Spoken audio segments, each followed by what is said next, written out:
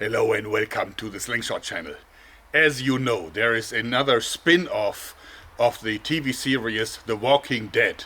It's called World Beyond, and it plays 10 years after the zombie apocalypse.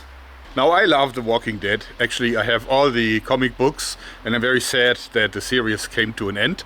Therefore, I'm really glad that there's more stuff in the television. And the World Beyond series is actually quite fascinating. I think it contains some of the best makeup artist stuff that I've ever seen. I mean, these moldy, rotten zombies with like bees coming out of their mouths and so on. That's just amazing. And of course, it's Robert Kirkman behind that. And that guy knows his things. He knows his way around zombie stories. So no wonder that they also have new weapons. I mean, still they have some guns that they fire, but obviously a lot of the weapons are blades. And of course, a hefty blade like this folding Ulfbert that finally made it into production, so just a few more months and you can buy it, is a really, really powerful weapon. If it's well made, then it's also solid enough to penetrate the thickest skull cap of the freshest zombie you can find 10 years afterwards. When I watch one of these new shows, I'm always looking out after new cool weapons. And they have a new iconic weapon in the show. So they have attached like a switchblade knife, an auto knife, not a manual one like this way, here at the end of a piece of tubular pipe.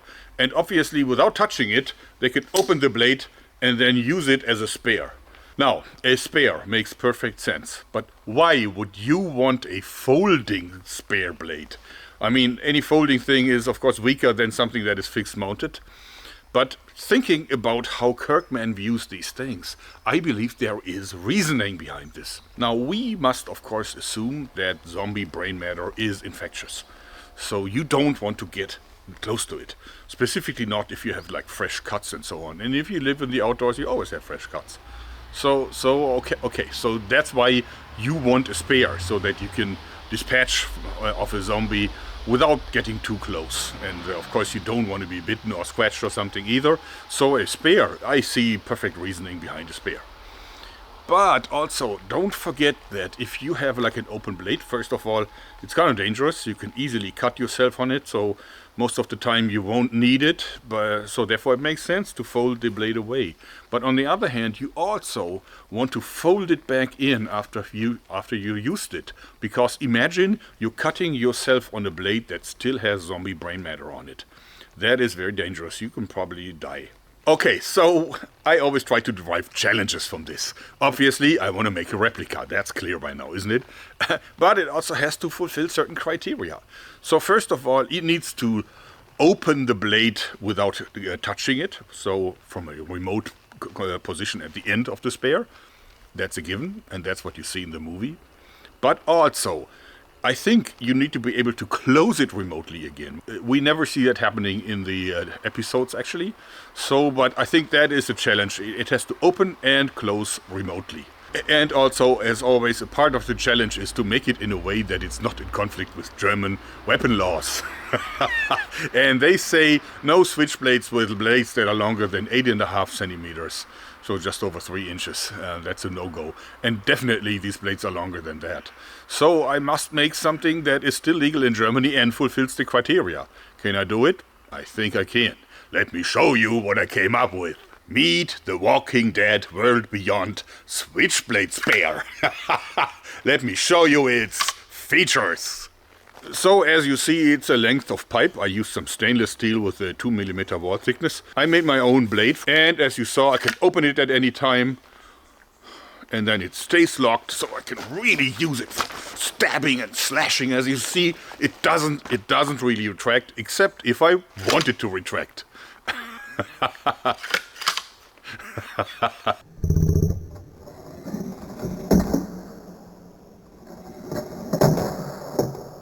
This wasn't easy, because first of all, if I would make an automatic opening switchblade, this would be illegal now, because the blade is too long. And also because it's not so easy to make a mechanism that gives you both functionalities. I mean, just embed a switchblade here And then a remote trigger, that is an easy thing. But that is not all, because I must be able to open it and then close it. So, how did I solve it? See this lever here?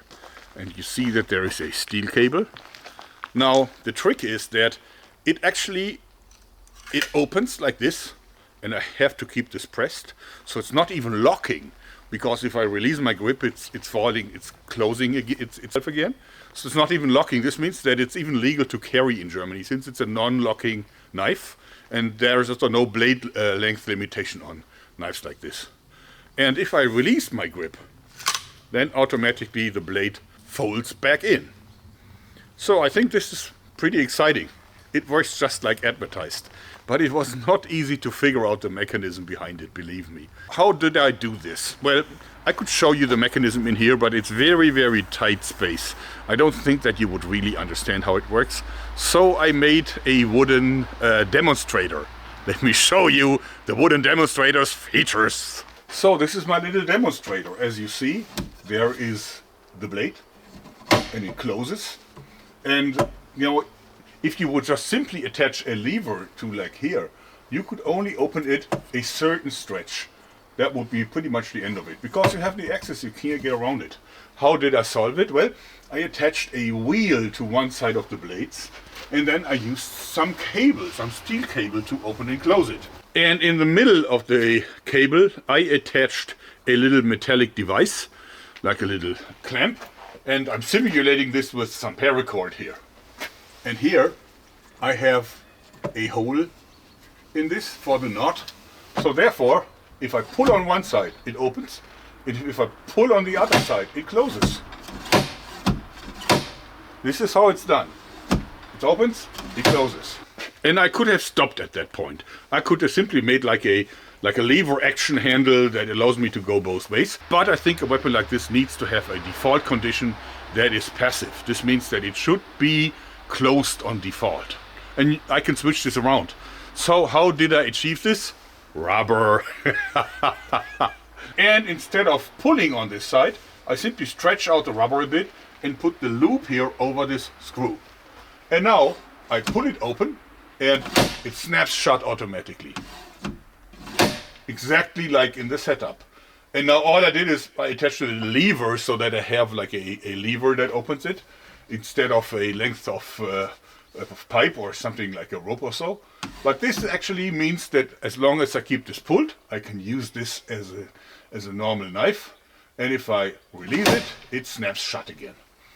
Now, of course, you can use a spring instead of the rubber if you don't like using rubber for this purpose.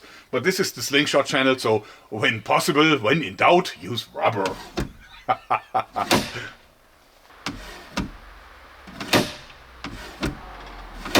I haven't really tested it. I haven't even sharpened the blade. But so let me ask you guys, do you want to see this thing in action? Then I might do another episode against the usual targets. Let me know in the comments down below. So I hope you like this, because that's it for today. Bye bye.